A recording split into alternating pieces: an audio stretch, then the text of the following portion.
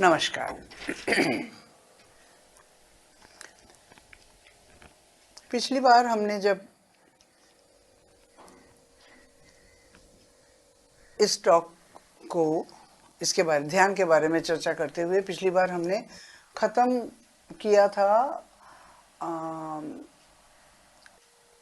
ये कहकर कि एक चीज़ तो है कि हम अपने अंदर बहुत एकाग्रता के साथ बैठकर चिंता, जो हमारी चिंताएं जो हमारे अंदर घुसती हैं, उनको हम रोकने की कोशिश करते हैं। फिर धीरे धीरे इसका एक अभ्यास सा बन जाता है। फिर उसके बाद हम देखते हैं कि किन चिंताओं को हम घुसने का अवसर दे, परमिशन दे और किन को ना दे। ये भी एक प्रक्रिया है जो हम को अवगत हो जाता है और हम कर पाते हैं। पर माताजी कहती है कि ये एक अभ्यास है। पर हम ध्यान किसके लिए लगाते हैं? हम लगाते हैं हमारे प्रभु, जिनसे हमारा प्रेम है, जिनके साथ मिलने के लिए हम ध्यान में बैठते हैं, जिनकी उपस्थिति अनुभव करने के लिए हम ध्यान में बैठते हैं, जिनका स्पर्श पाने के लिए हम ध्यान में बैठते हैं, जिनकी छवि देख पाने के लिए हम ध्यान में बैठते हैं। अब उस पर अगर हमारा ध्यान न जाए और खाली अगर चिंताओं को बाहर फेंकने में हम व्यस्त रहे तो नहीं होता। तो माताजी कहती है कि नहीं, अब तुम्हारा जो उद्देश्य है, तुम्हारा जो गोल है, उस पे ध्यान दो, तुम्हारे प्रभु के ऊपर। और ये जो चिंताएं हैं वो घूमते फिरते आसपास, जैसे बादलों में, जैसे आसमान में बादल होते हैं, वो घूमते घूमते वो इधर उधर बिखर जाते हैं, ख़त्म हो जाते हैं, निकल जाते हैं, जो भी। तो ये चिंताएं भी जब देखेंगे कि हम जिनके घर आए हैं, जैसे मेरे अंदर आए हैं, तो ये हमारे में इंटरेस्टेड नहीं है, ये अपने प्रभु में इंटरेस्टेड है और इनका ध्यान इतना तल्लीन उनमें हो गया है कि ये अब हमको तो बिल्कुल भी वो चारा नहीं डाल रहे हैं। तो वो धीरे धीरे गायब हो जाते, इधर उधर घूमते हैं। बहुत ही चाहते हैं प्रभावित करने के लिए हम लोगों को, पर जब देखते हैं नहीं, ये तो निहायत घुस चुके हैं अब प्रभु को पाने के लिए, अब हम निकल जाते हैं। तो ऐसे करके वो निकल जाते हैं, ठीक है ना। तो मतलब कहने का मतलब हुआ ये कि यहाँ तक हमने बोला था। तो अब जब मैं अपने विचारों को वास्तव में देख पाती हूँ, तब इस प्रक्रिया से धैर्यपूर्वक गुजर सकती हूँ। तो हम धीरे धीरे, कहते हैं ना, काइंड ऑफ विड्रॉल, वैराग्य का यहाँ माने ये अभ्यास हम सीखते हैं। वैराग्य का अर्थ यहाँ पे है अस्वीकृति, जिसको हम स्वीकार नहीं करते। हम इन चिंताओं को स्वीकार नहीं करते। हम ये चीज़ें हमको त्यागना होगा, that kind of thing, you know, कि मैं इसे स्वीकार नहीं करती। ये जागरूकता हमें अवश्य इस रास्ते में विकसित करनी होगी। अब यदि आप बाहरी जीवन की कई चीज़ों से खुद को अलग नहीं हम कर सकते, तो केवल विचारों को नियंत्रित करने की बात जो हम कर रहे हैं अभी, वो पर्याप्त नहीं होता। Only thought control is not enough. निम्न प्रवृत्तियों का तीव्र आकर्षण हमें अपनी ओर खींच लेता है, वो तो हम जानते ही हैं। और यही खिंचाव हमें बहा के ले जाता है दुनियादारी में। सब कुछ, मतलब जो भी ईश्वर की तरफ नहीं जाता, उसकी तरफ हमको बहा के ले जाता है। अब यदि आप धीरे धीरे ध्यान में गहराई से उतरने लगते हैं, तो एक विशेष अनोखी अनुभूति होती है। एक ऐसी जगह जहाँ जाने के लिए हमें टिकट विकेट करने की ज़रूरत नहीं होती, पैसे की ज़रूरत नहीं होती। वहाँ जाने के लिए केवल एक गहरी भक्ति, खोजने का अटूट संकल्प, निरंतर प्रयास और ईश्वरीय कृपा इसकी आवश्यक होती है। जैसे ही हमें उस निकटता का थोड़ा भी संकेत मिलता है, हमारा संपूर्ण जीवन ही बदल जाता है। लेकिन वहाँ तक पहुँचना, जैसे हम कहते हैं ना, बार बार कहते हैं कि समय साध्य है और प्रक्रिया भी कठिन है। अब हमारे बंगाल में एक बहुत बड़े साधु हुआ करते थे, उनका नाम था राम प्रसाद। राम प्रसाद के गाने हम लोग बहुत गाते हैं बंगाल में, और श्री रामकृष्ण को भी बहुत पसंद था, वो भी गवाते थे। तो उनका एक ओरिजिनल बंगाली में है, जिसका अनुवाद मैं यहाँ पे कर रही हूँ, कि बड़ी बाधाओं का सामना करके कामना, इच्छा नहीं कामना छोड़ दी, बड़े धोखे खाकर वासनाओं से हमें मुक्ति मिला, वासनाएं त्याग दी। बहुत रोया हूँ, अब और नहीं रो सकता, दिल टूटता है, मैं टूटता हूँ। हर शब्द, हर मतलब एक एक अक्षर जो है इसका, इस अनुभूति को केवल मतलब ये इतना सत्य है कि वही समझ सकते हैं जो इस मार्ग में प्रवेश कर चुके हैं। अब ध्यान के कई तरीके हैं, लेकिन मैं विशेष रूप से श्री अरबिंदो ने जो कहा है और स्वामी विवेकानंद जी ने जो कहा है, आपके सामने वही प्रस्तुत कर रही हूँ। मुझे अभी याद है कि मैंने कहीं पढ़ा था कि जब हम निरंतर अभ्यास करते हैं तो हमारा मन एक ऐसी अवस्था में पहुंच जाता है जहां हमें अपने विचारों पर पूर्ण नियंत्रण मिल जाता है, पूर्ण कंट्रोल मिल जाता है। हम केवल वही सोचते हैं जो हम सोचना चाहते हैं, इतना नियंत्रण हम वो कर सकते हैं। नैगिंग थॉट्स, दूसरी चिंताएं हमको परेशान नहीं कर सकती। जब ऐसा होता है तब हमारे भीतर एक विशेष स्थिति उत्पन्न होती है। इसका मेरे ख्याल में मैंने पहले भी जिक्र किया होगा, जिसको श्री अरबिंदो कहते हैं ब्लैंक स्पेस। और वो कहते हैं कि इस अवस्था में एक सजीव शुद्ध शून्य, ब्लैंक स्पेस मतलब शून्य स्थान हमारे भीतर बनता जाता है। वही मतलब वो उसी स्थान में जहाँ आध्यात्मिक अनुभूतियाँ और उच्चतर के अनुभव ऊपर से उतरते हैं, उस रिक्त स्थान में, रिक्त स्थान या शून्य स्थान जो भी बोले, ब्लैंक स्पेस, बाद में वो कहते हैं ब्लैंक विजिलेंट स्पेस, मैं बोलती हूँ, वे हमारे भीतर वहीं पर ब्लैंक स्पेस पे प्रकट होते हैं। क्योंकि आप देखिए, एक चीज़ लॉजिकल है, साइंटिफिक है, हमने अपने चिंताओं को अभी बाहर किस तरह से उनको बाहर रख सकते हैं वो हमने सीख लिया। तो वही तो आके हमारे अंदर इतना गड़बड़ करते थे, इतना स्पेस लेते थे, इतना सब कुछ इधर उधर बिखर जाता था, एक कंफ्यूजन सा होता था।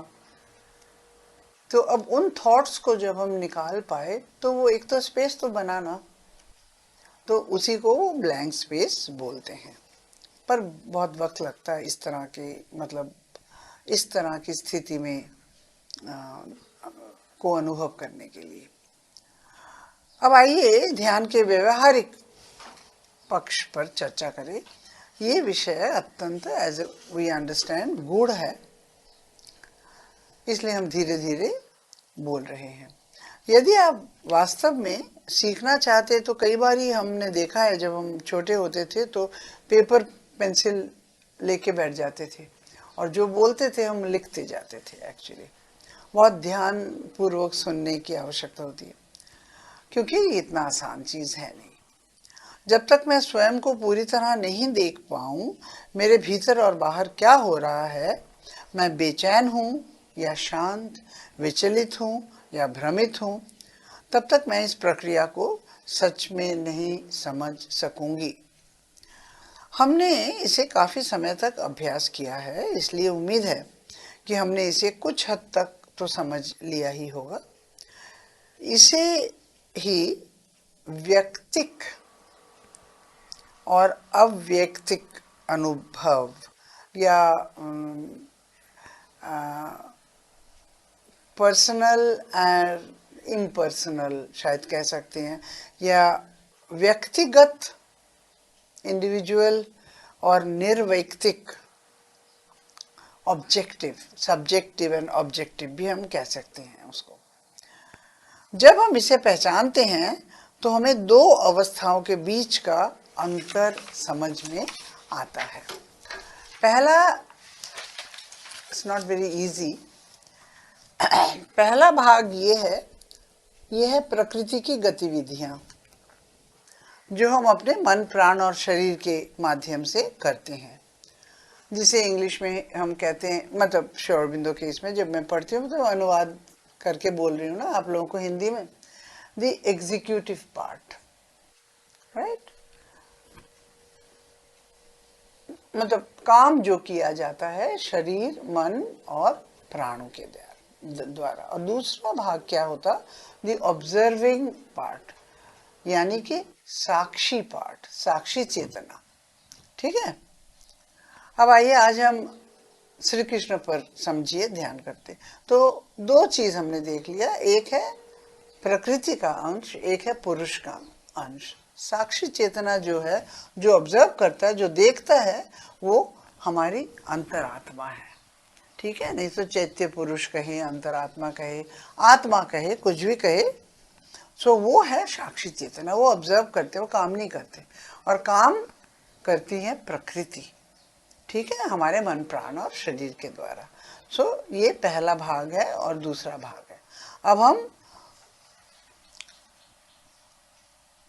ध्यान के पहले चरण में हम घुसते हैं, श्री कृष्ण के ऊपर हम ध्यान लगाते हैं। ठीक है, मैंने श्री कृष्ण का इसलिए श्री कृष्ण जी को इसलिए चुना है कि उनको हम सब जानते हैं, सभी जानते हैं। श्री अरबिंदो को कितने लोग जानते हैं, उनके भक्त लोग जानते हैं जिन्होंने उनको पढ़ा, जो उनसे प्रभावित हुए हैं। श्री रामकृष्ण को कितने लोग जानते हैं, बंगाल के लोग जानते हैं, अब यूपी के लोग या दिल्ली के लोग उतना नहीं जानते। तो इस तरह से अगर देखा जाए तो श्री कृष्ण जी को तो सारी दुनिया जानती है। ठीक है, तो इसलिए मैंने श्री कृष्ण को चुना। अब मैं देखती हूँ ध्यान में बैठकर मैं देखती हूँ कि श्री कृष्ण बांसुरी बजा रहे हैं। बांसुरी को देखते ही मुझे, मतलब हमारी चिंताधारा किस तरह से काम करती है, मैं उसके बारे में बात कर रही हूँ। पहला चरण है, याद रखें, हम ध्यान करेंगे ये सोच के, ये हम मतलब विशेष रूप से ये सोच के हम बैठे हैं कि हम ध्यान करेंगे, हमारे दूसरी चिंताओं को हम आने नहीं देंगे।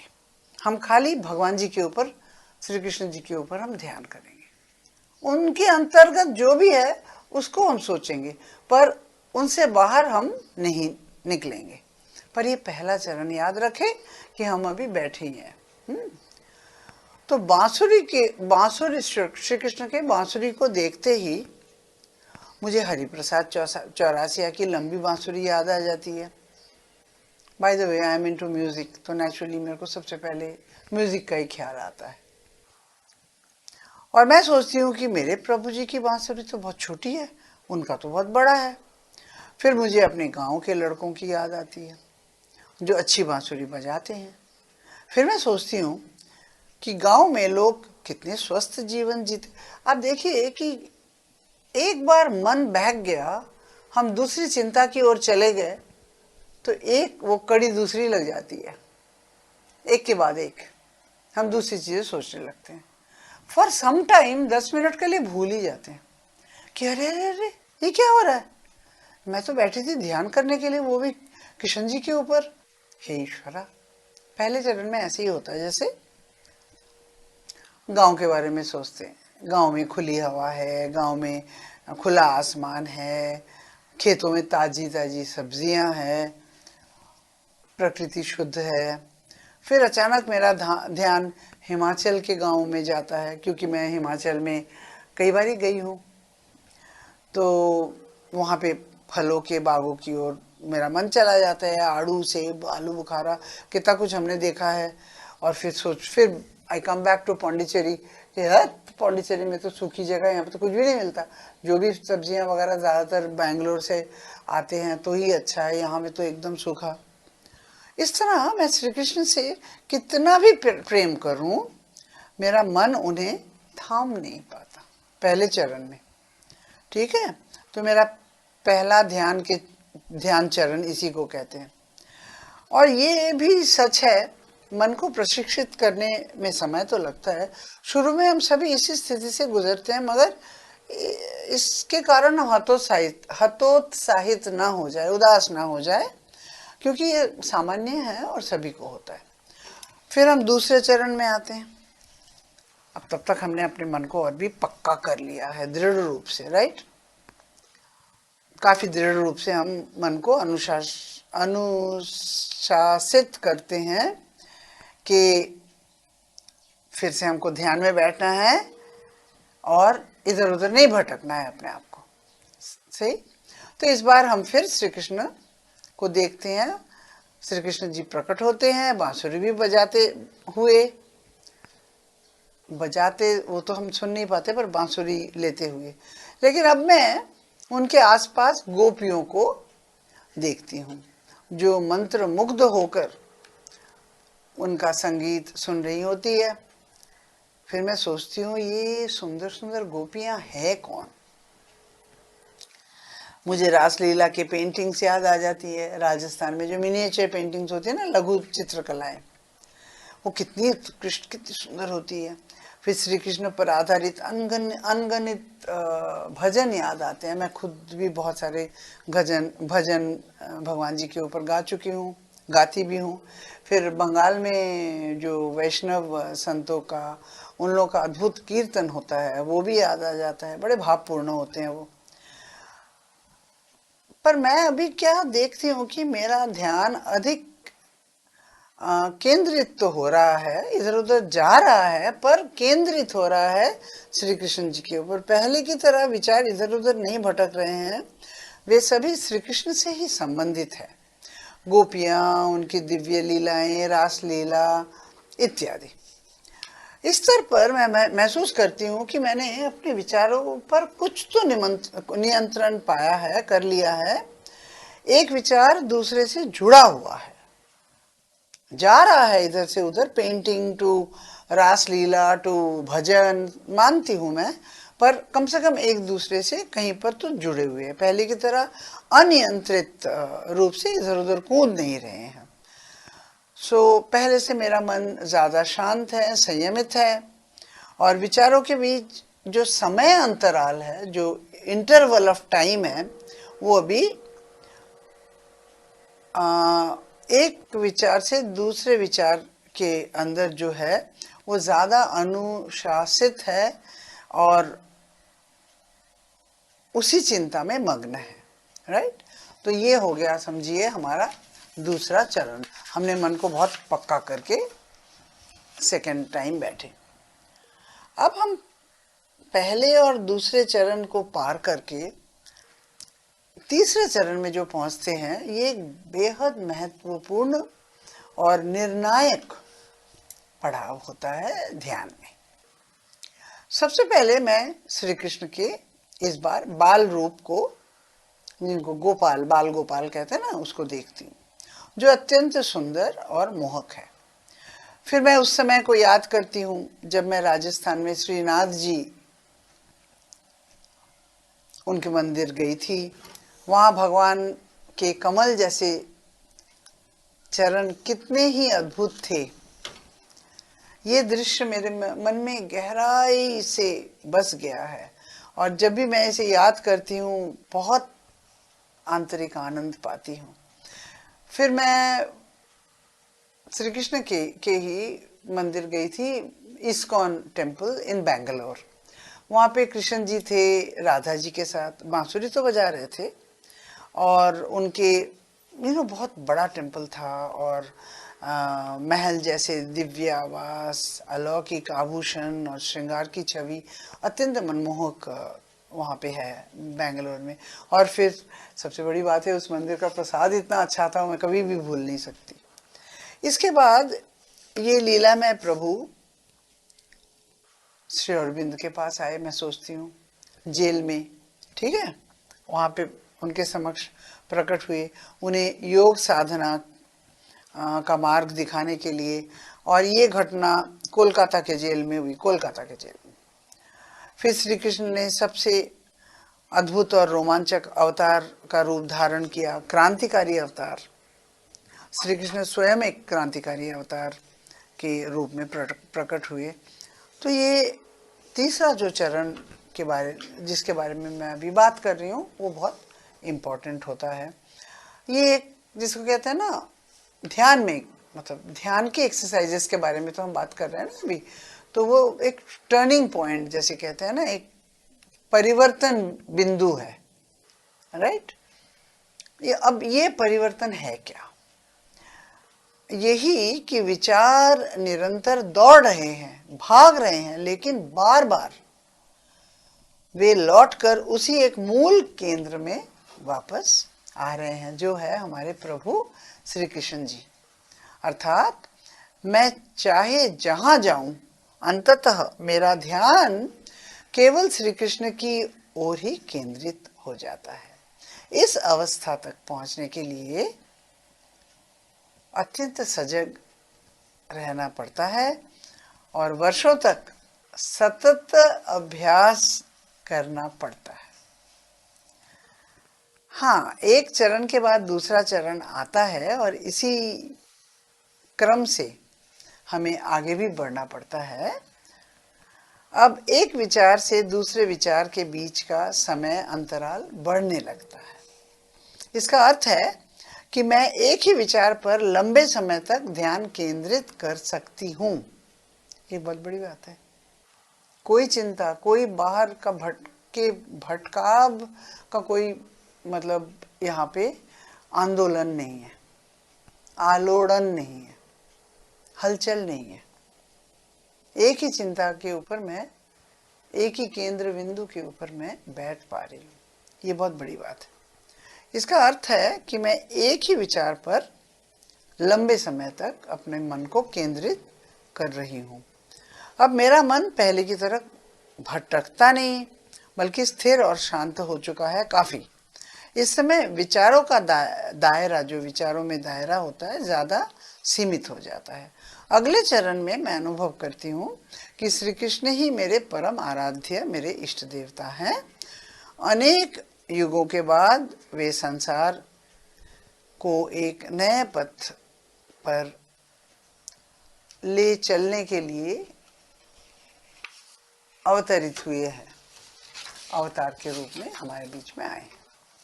इस विचार में लंबे समय तक तल्लीन रहने के बाद मुझे स्मरण आता है कि उन्होंने महाभारत में धर्मराज्य की स्थापना की है। अब प्रत्येक विचार में मैं केवल भगवान के दर्शन कर रही हूँ। अब मैं पूरी तरह ध्यान में मग्न हो चुकी हूँ। पांचवा चरण, संकल्प शक्ति का जागरण। इस अवस्था में मेरी इच्छा शक्ति मेरे विचारों पर प्रभाव डालने लगती है। इच्छा शक्ति, my will power, my determining will power from within me. ये एक बिल्कुल नया अनुभव है, एक नई शक्ति का उदय। मैंने पहले ही कहा था कि जब हम अत्यधिक एकाग्र होते हैं, कॉन्सेंट्रेटेड होते हैं, तो हमारे भीतर एक खाली स्थान का निर्माण होता है। ब्लैंक स्पेस के बारे में जो कहा था, एक प्रकार का रिक्त स्थान।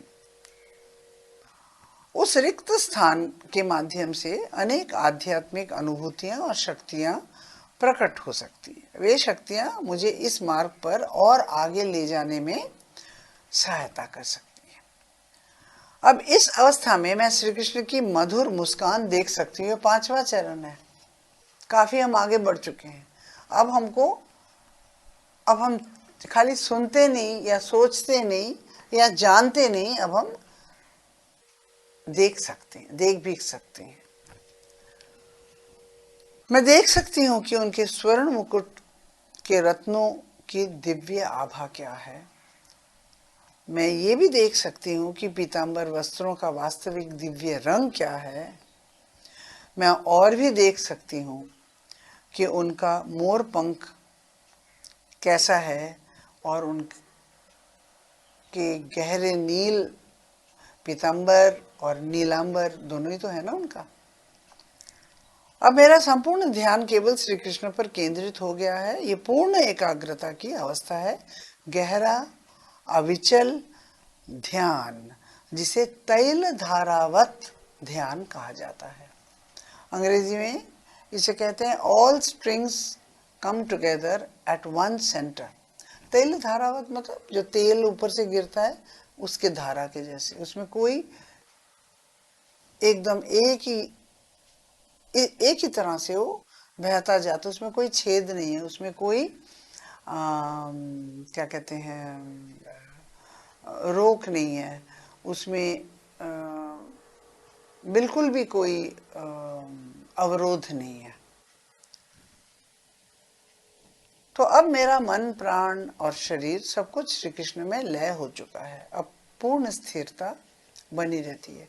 स्थिरता का अर्थ है अब कोई भी विकार नहीं है, कोई भी हलचल नहीं है। इस अवस्था में मेरा मन बाहरी वातावरण से पूरी तरह पृथक हो चुका है, अलग हो चुका है। अब मैं भीतर देख सकती हूँ, आत्मदर्शन कर सकती हूँ। केवल अब मतलब इस चरण में आने के पश्चात ही मैं वास्तव में ध्यान करने के योग्य बनती हूँ। अब मैं बन चुकी हूँ ध्यान के लायक। इस अवस्था तक पहुँचने में बहुत समय और निरंतर अभ्यास लगता है, ये हमारी माँ बार बार कहती है। इसलिए श्री अरबिंदो और माँ हमें ये कहते हैं कि हम जो कुछ भी करें, जो कुछ भी सोचे या ना सोचे, वो सब इसी जागरूकता के माध्यम से हो, उस परम शक्ति से जुड़े हुए। यदि हम इस प्रकार स्वयं को उस परम शक्ति से नहीं जोड़ते तो हमारी आध्यात्मिक यात्रा वास्तव में प्रारंभ नहीं होती। अब मैं पहले से ही एक गहन शांति और निस्तब्धता का अनुभव कर रही हूँ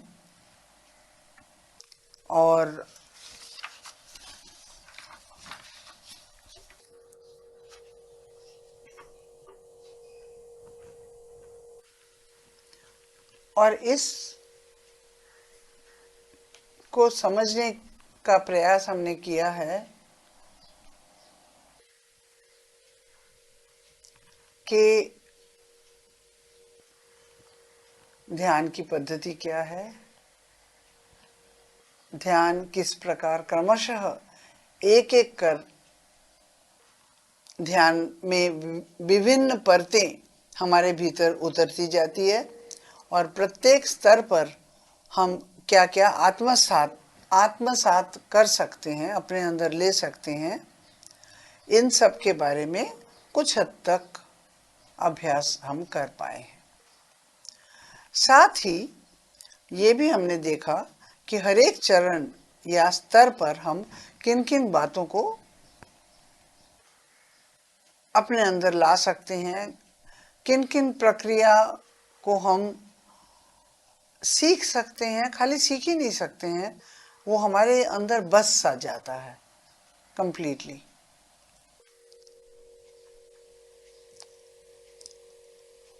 और कैसे हम स्वयं को अधिक संयमित बना सकते हैं और इस प्रकार अपने मूल उद्देश्य या मुख्य केंद्र बिंदु की ओर अग्रसर हो सकते हैं।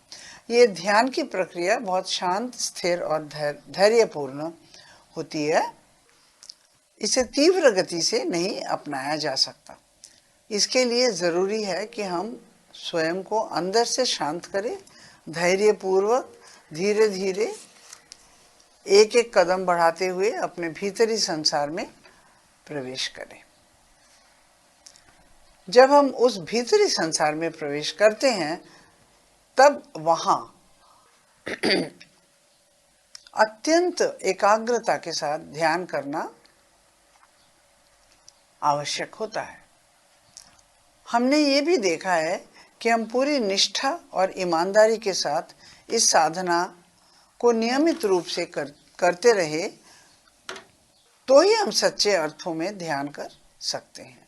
ये कोई एक दिन या प्रक्रिया नहीं, एक दिन की प्रक्रिया नहीं है, या कुछ समय की टेम्पररी कुछ समय की प्रक्रिया नहीं है। ये एक निरंतर प्रयास है, ये एक पूर्ण यात्रा है। और मैं एक और महत्वपूर्ण बात को स्मरण कराना चाहती हूँ, वो है कि हमें दृष्टा या ऑब्जर्वर बनना बहुत ज़रूरी होता है इसमें। जैसे हमने देखा है, हमें इस प्रकार देखना होगा कि हम स्वयं को भी देख पाए, जैसे कोई तीसरा व्यक्ति हमें देखता हो, देख रहा हो। इसी तरह ये जो देखने की दृष्टि है, साक्षी दृष्टि, यही हमारी सच्ची चेतना की अभिव्यक्ति है। यही दृष्टि हमने पिछले 2 वार्तालापों में समझाने की कोशिश की थी। अब प्रश्न उठता है, दृष्टा का अर्थ क्या है? वो होता है जो देखता है, जो केवल निरीक्षण करता है, देखता है। वो ये नहीं कहता है कि ये अच्छा है या बुरा, वो सिर्फ देखता है। अब वो किसे देख रहा है? वो देख रहा है मेरा स्वभाव, मेरा व्यक्तित्व, मेरा आंतरिक गठन। इस स्वभाव में निचली प्रवृत्तियां भी मौजूद है, ऊंची और दिव्य प्रवृत्तियां भी मौजूद है। इसमें सत्य, रजस और तमस तीनों ही गुणों का मिश्रण है।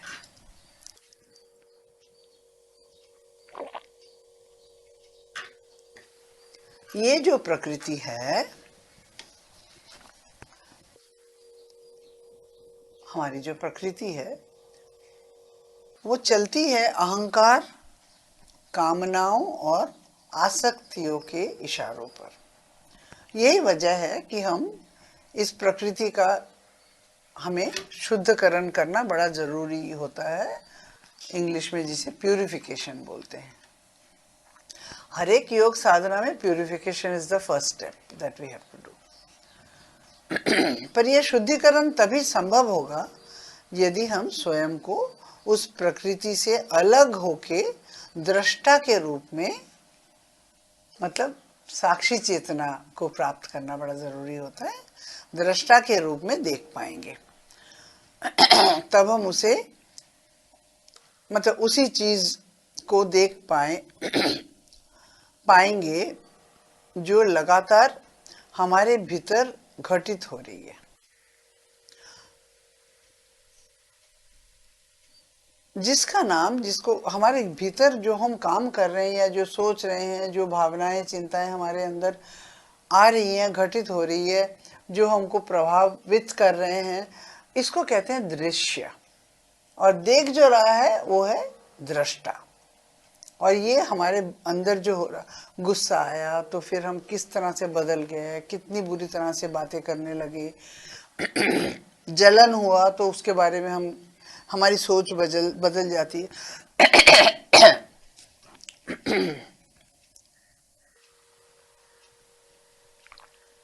इसी तरह से हम अपने आप को दूर से दृष्टा जब हो सकते हैं, तब हम हमारे अंदर क्या क्या हो रहा उसे हम देख पाते हैं, दृश्य को देख पाते हैं।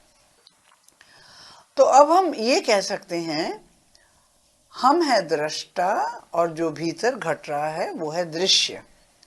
जो उसे देख रहा है, जो उसे चेतना के साथ जान रहा है, वही है हमारी अंतर्यामी चेतना या साक्षी चेतना, विटनेस कॉन्शियसनेस।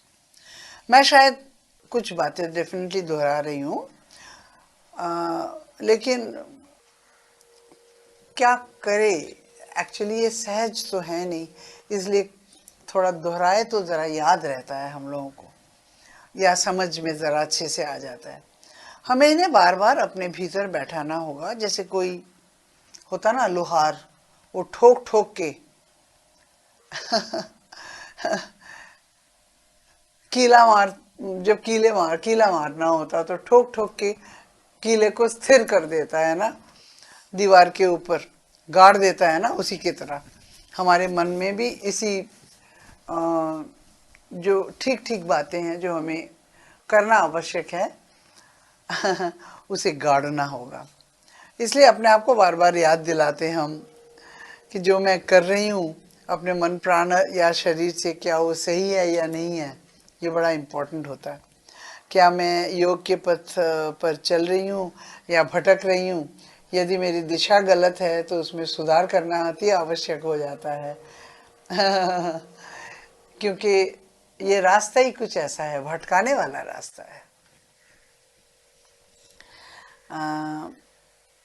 आत्म समीक्षा जिसे कहते हैं, वो करना होता है, अपने को जागृत करते रहना होता है, जिम्मेदारी के साथ आत्मनिरीक्षण करने की ज़रूरत होती है।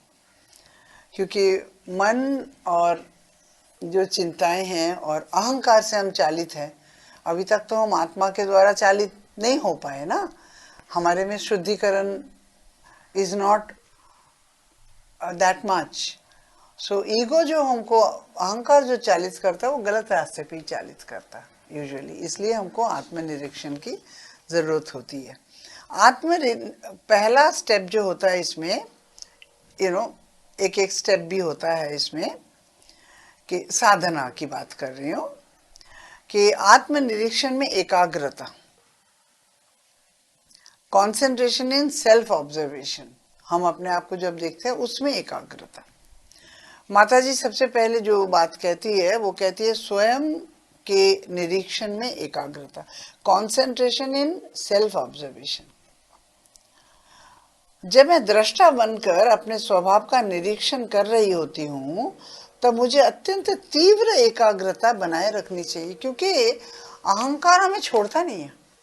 जब मैं अपने आप को सही मायने में देखना चाहती हूँ, सही तरीके से अपने अंदर झांकना चाहती हूँ, अपने गिरेबान में जैसे कहते हैं, अहंकार बीच में आके कहता है नहीं नहीं ये तो ठीक ही बात है, ये तुम्हारा जो आर्ग्यूमेंट है बिल्कुल ही ठीक है, तुमने कोई गलत तो नहीं कहा। वो सही रास्ते पे हमें नहीं चलाना चाहता है। That is the problem. इसके लिए माता जी कहती है कि concentration in self observation, you have to be तीव्र। ये जो कहते हैं ना, मैं तो इंग्लिश का हिंदी में बोलती हूँ ना, कि तीव्र एकाग्रता मतलब ब्रूटल कॉन्सेंट्रेशन, कि जहाँ पे तुम अपने आप को, अपने दोषों को, अपने अवगुणों को, अपनी गलतियों को ऐसे करके देख सको विथ अ फोकस लाइट।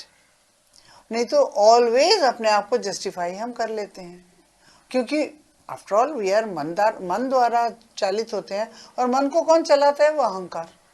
तो चाहे कुछ भी हो, हम देख रहे हैं कि ये आर्ग्यूमेंट मैंने इनके साथ जब मैं बात कर रही थी तब मैंने ये गलत कहा था। एक मन बोलता है, दूसरा मन बोलता है नहीं ऐसी कोई बात नहीं है, तुमने करेक्ट ही कहा था। तो इसलिए इसमें तीव्र एकाग्रता की बहुत जरूरत है, उसको बनाए रखने की आवश्यकता बहुत होती है। जो सेल्फ जस्टिफिकेशन हम करते रहते हैं, शांत होकर हमको बैठना चाहिए, अत्यधिक तीव्रता से हमको स्वयं को देखना चाहिए। इंग्लिश में लिखा हुआ है कीन अटेंशन। अब हमें क्या देखना है? मेरा चिंतन क्या है, मेरी विचार प्रणाली की गुणवत्ता क्या है, क्वालिटी क्या है, मेरे स्वभाव में कौन कौन सी प्रवृत्तियां हैं अकॉर्डिंग टू सत्व रजस तमस प्रवृत्तियां, मेरा चरित्र, मेरी सोच, मेरे विचारों की दिशा क्या है, डायरेक्शन क्या है, किस ओर मुझे ले जा रहा है, मेरे हृदय में कौन कौन सी भावनाएं उठ रही हैं, मेरे भीतर कौन कौन सी इच्छाएं और कामनाएं जन्म ले रही हैं। I mean so many things to see. फिर देखना है अपने हृदय की भावनाओं को, विभिन्न प्रकार के इमोशंस और कामनाएं जो निरंतर मेरे अंतर जगत को प्रभावित करती है, वो क्या है। अगर मैं ये सब अत्यंत एकाग्र चित्त होकर, ध्यान मग्न होकर नियमित रूप से दिन प्रतिदिन अभ्यास कर सकूं, तो ये जागरूकता और निरीक्षण स्वयं ही उन विचारों को नियंत्रित करना शुरू कर देगा जो भीतर आना चाहते हैं। ऐसी नजर से जब हम उनकी ओर देखते हैं तो ये विचार स्वयं अंदर आने में हिचकिचाने लगते हैं, जो गलत विचार होते हैं, विशेषकर वे विचार जो अस्पष्ट, अशुद्ध, असंयमी, नकारात्मक, भटकाव युक्त होते हैं या सांसारिक होते हैं। ये तब अंदर आने से बहुत ही डरते हैं, संकोच करते हैं, क्योंकि अब उन्हें पता है कि कोई उन्हें देख रहा है, देख पा रहा है। पहले तो घुस जाते थे, घुसने के अंदर कंफ्यूजन क्रिएट करना सब कुछ करते थे, पर अभी वो देखते हैं कि हमको कोई पहचान लेगा। समझे ना? ध्यान की बात अलग है, मैंने उसके बारे में ये अब मैं बात कर रही हूँ किस तरह से हमें एक चरण से दूसरे चरण, एक स्तर से दूसरे चरण जाना है अपने को एकाग्रित करने के लिए। ठीक है ना? तो पहला वाला वो हुआ, दूसरा वाला हुआ साक्षी दृष्टि और अनासक्ति में एकाग्रता, कॉन्सेंट्रेशन इन विटनेस डिटैचमेंट। आपको सुनकर लग सकता है कि ये दोनों बातें बहुत मिलती जुलती है। अभी तो दीदी ने कहा था इस तरह से करो, वैसा ही लगता है, लेकिन ये थोड़ी बहुत आप करेक्ट हो सकते हैं पर पूरी तरह नहीं, क्योंकि इनमें बहुत से सूक्ष्म अंतर होते हैं, सटल डिफरेंसेस, राइट। भले ही वो देखने में समान लगे या सिमिलर लगे या सुनने में लगे, पर उसमें भी डिफरेंसेस होते हैं। इसमें गहराई में जाकर देखेंगे तो आपको पता चलेगा कि ये एक अलग प्रकार की साधना है। इसी कारण माताजी इनको मानसिक व्यायाम, मेंटल एक्सरसाइजेस कहती है। जैसे हम शरीर से व्यायाम करते हैं ना, वैसे ही मानसिक अभ्यास है जिन्हें मन से हमें करना होता है। अब ये तीन बातों को जानना है, समझना है और करना तो है ही है। जानो, समझो और करो। एक मिनट में देखूं।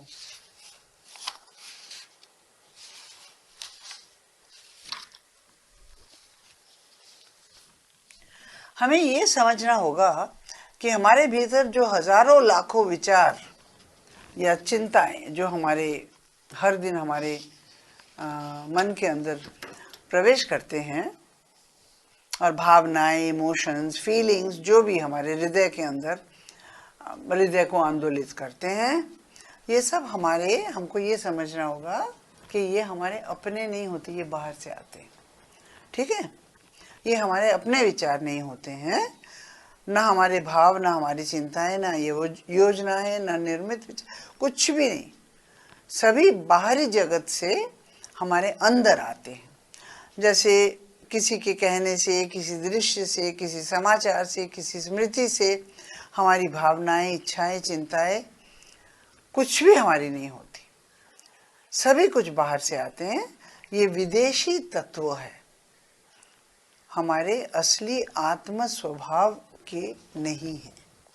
ये हमें एक समझना होगा, तभी हम इनको इजीली बाहर निकाल पाएंगे। माँ ने कहा है कि सोचो कि ये सब तुम्हारे भीतर घुस आए हैं और घूम रहे हैं, जैसे पक्षी आकाश में उड़ते हैं। जब तुम ये फीलिंग्स अपने अंदर जगा सको और तुम देख सको कि हाँ, ये विचार आ रहे हैं, ये इमोशंस आ रहे हैं, ये मेरी नहीं है, तब समझो कि तुमने पहला स्तर पार किया। ठीक है?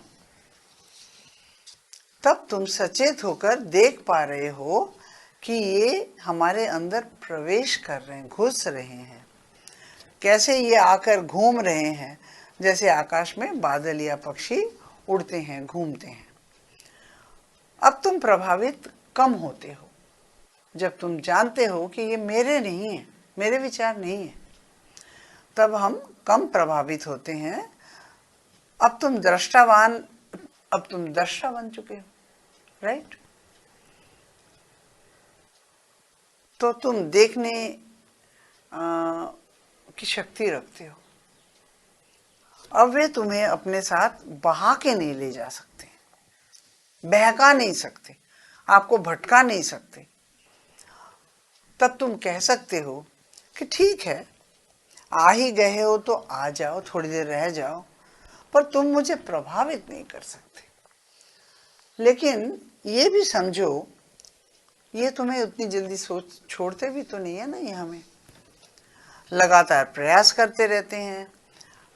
वो हमें प्रभावित करने की कोशिश करते हैं, तरह तरह से हमें उकसाते हैं, उत्तेजित करते हैं, गलत दिशा में ले जाने की कोशिश करते हैं, ये करो वो करो, कई बार गलत कार्यों की ओर भी हमें ले जाते हैं।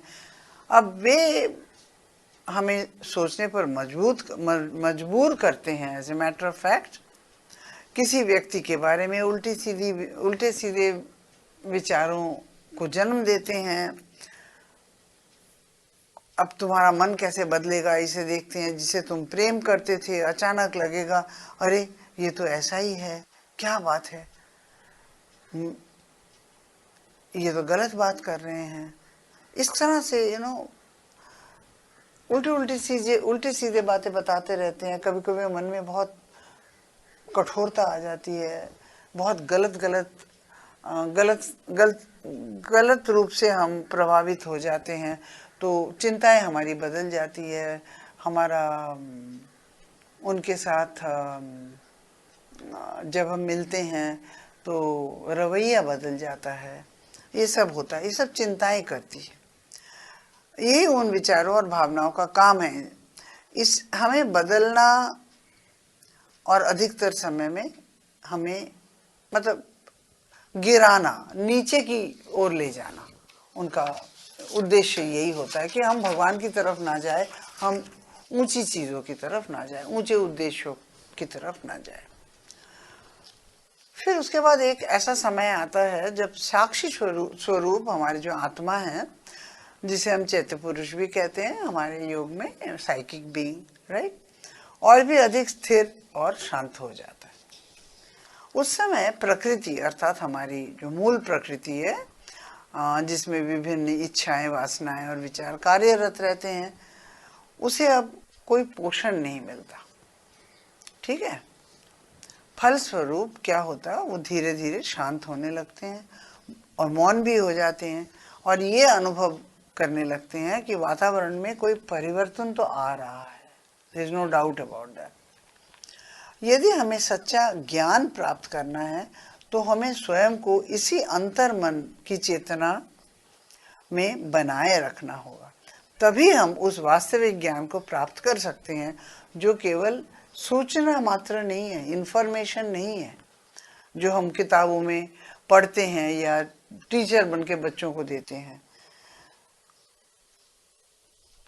ये सब चीजें हम बाहरी संसार से इकट्ठा करते हैं, बल्कि वो एक गहरी अनुभूति है जिसे हम सत्य ज्ञान कह सकते हैं। जो ज्ञान है सत्य ज्ञान, ठीक है। अब उसके बाद की जो स्थिति है उसको मुक्ति, लिबरेशन कहते हैं।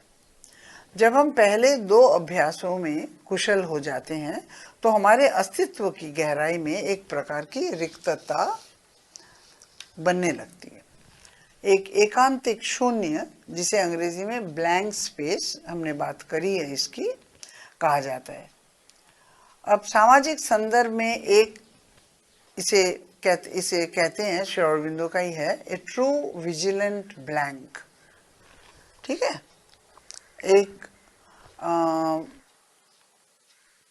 एक सच्चा दृढ़ रिक्त स्थान,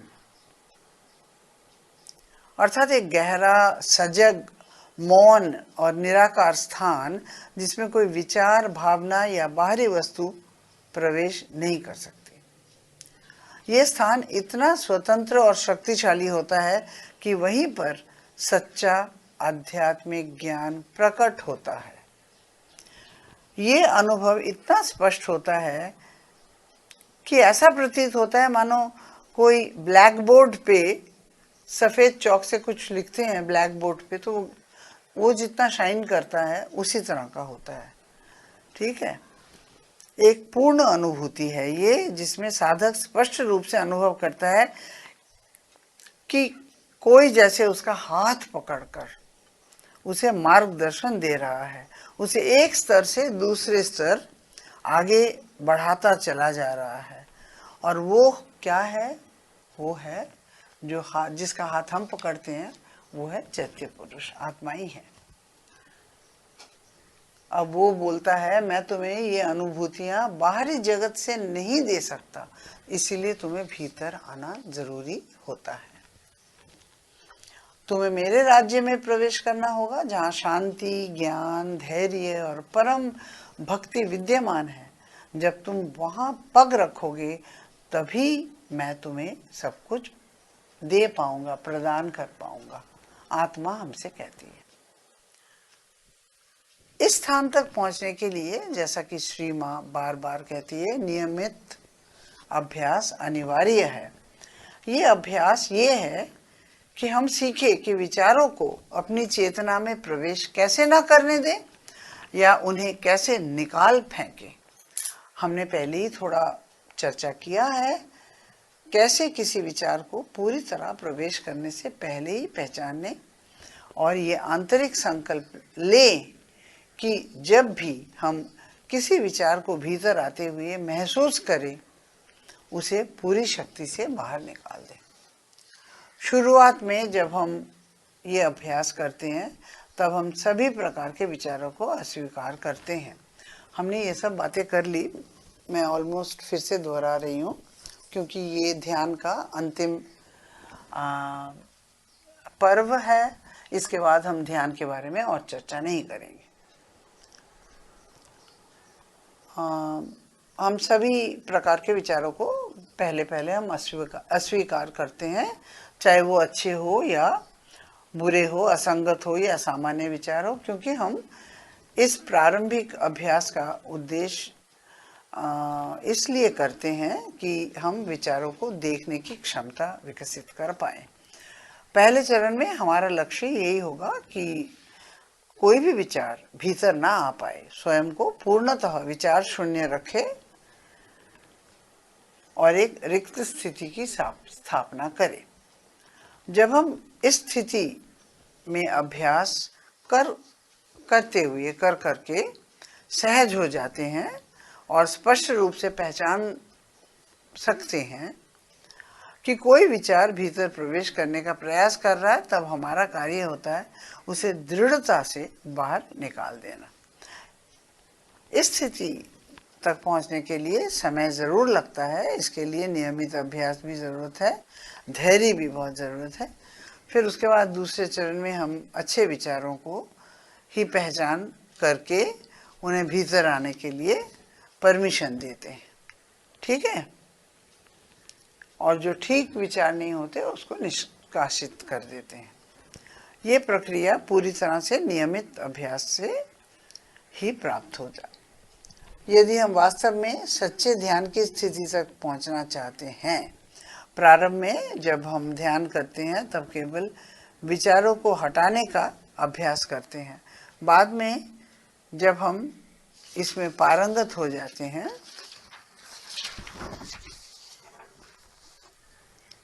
तो हम देखते हैं कि ध्यान में बैठे थे, श्री कृष्ण के ऊपर ध्यान कर रहे थे, लेकिन सारा समय तो विचारों को हटाने में ही निकल गया है। तब हम एक रोचक मोड़ पर आते हैं जहाँ हमें कहा जाता है कि अब तुम अपने इष्ट देव का ध्यान करो। विचार आते जाते रहे, आप समझ ही रहे हैं कि मैं एक सारांश बोल रही हूँ। विचार आते जाते रहे पर उस पर तुम ध्यान मत दो, प्रभु के ऊपर ध्यान लगाओ। इस स्थिति तक पहुँचने के लिए हमें एक डिटैच्ड, विरक्त दृष्टिकोण या अनासक्त दृष्टिकोण अपनाना होता है। लेकिन ये अभ्यास प्रारंभिक अवस्था के लिए नहीं होता, ये पहले किए गए प्रयासों का एक आंतरिक फल है। ध्यान के समय हमें ये अनुभव होने लगता है कि विचार पहले भीतर घुसने की कोशिश करते थे, वे अब असफल हो जाते हैं और स्वयं ही शांत होकर निकल जाते हैं या विलीन हो जाते हैं। श्री मां ने बहुत स्पष्ट रूप से कहा है कि यह अभ्यास हर दिन किए जाना चाहिए। विशेष रूप से ध्यान के समय हमें अपनी चित्त वृत्तियों और विचार प्रक्रियाओं पर नियंत्रण स्थापित करना बहुत जरूरी होता है, क्योंकि विचारों को हटाना हमारे निचले स्तर की वृत्तियों को नियंत्रित करने में से भी अधिक डिफिकल्ट होता है। फिर भी ध्यान की प्रगति के लिए ये अनिवार्य है, इसको कर पाना जरूरी होता है। अब ध्यान के विभिन्न चरण और आवश्यकताएं स्पष्ट हो चुकी हैं। जब हम भीतर एक अनासक्त दृष्टि विकसित कर लेते हैं, तभी हम पुरुष बनते हैं और मतलब साक्षी चेतना, साक्षी और प्रकृति को देख पाते हैं। उस समय हम शुद्ध ध्यान की स्थिति को प्राप्त कर सकते हैं। अंततः खत्म हो रहा है अभी।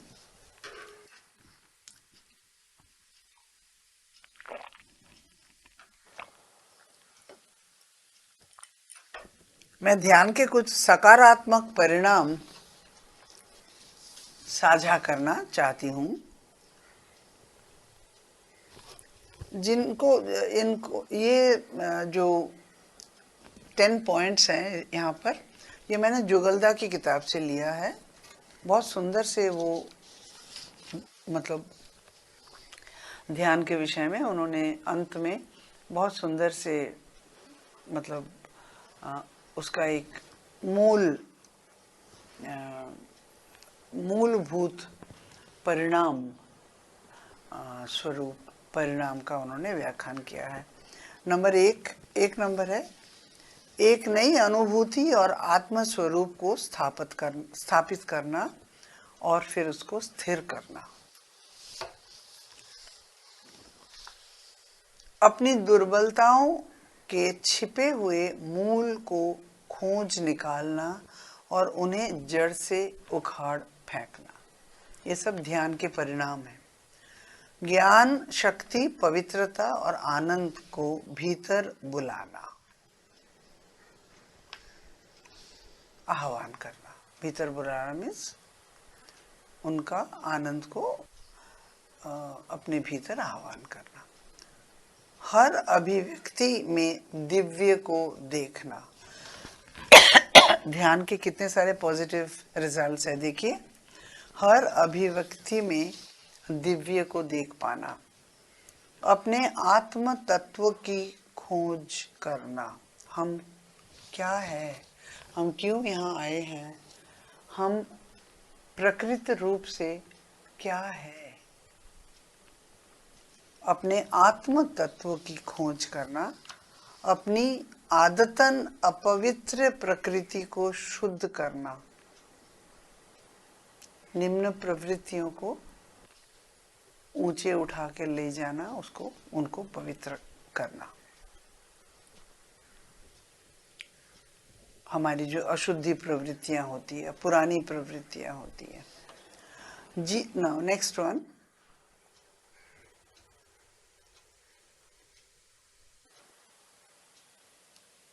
जीवन की समस्याओं के समाधान खोजना। जीवन की जटिल समस्याएं जो होती है उसका सच्चा समाधान प्राप्त करना। ध्यान अगर कर सके तो वो ज्ञान हमें मिलता है जिसमें हम जीवन को प्रकृति रूप से समझ सकते हैं और सारे समाधान, वो समस्याओं का समाधान हम ठीक से कर सकते हैं।